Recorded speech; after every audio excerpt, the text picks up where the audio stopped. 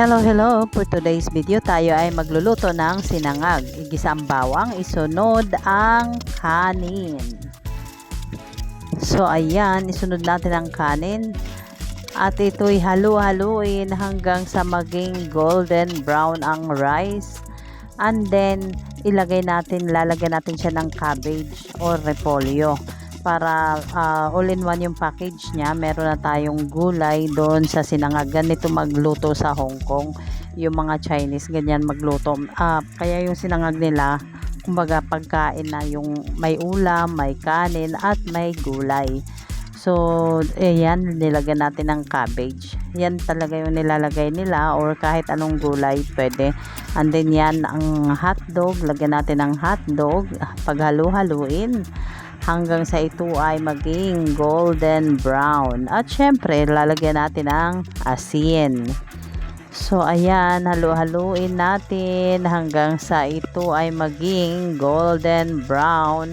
At syempre, lalagyan din natin ito ng itlog. So, sa mga Chinese naman, yung itlog, nilalagay lang dyan. Kumbaga, binubuhos yung na itlog. So, ang ginawa natin, niluto muna natin yung itlog.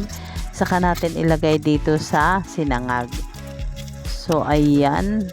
Paghalu-haluin lang natin. And then, haluin ng haluin. Mas maganda kasi pag yung sinangag ay matagal yung halo kasi masarap talaga siya. Tapos, lagyan natin ng kunting pampalasa kung gusto ninyo. Tapos, kung ayaw nyo naman, syempre asin na lang ang ilagay.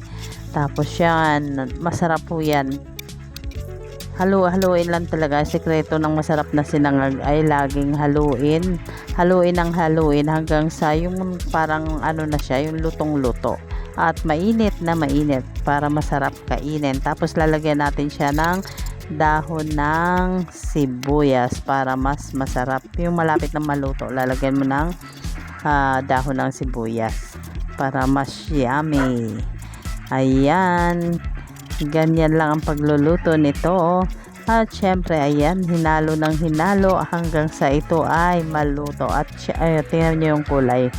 Yan, golden brown na siya. So, ibig sabihin, malapit na siya maluto. And then, meron pa tayong bahaw. Kaya, inilagay na rin natin para kasama doon sa ating sinangag. So, ayan, malapit na siyang maluto. Subukan niyo ito sa inyong mga tahanan. Yun, lalagyan natin ng gulay para yung mga kids natin kung kakain nito ay makakain din yung gulay. Ayan. Thank you for watching.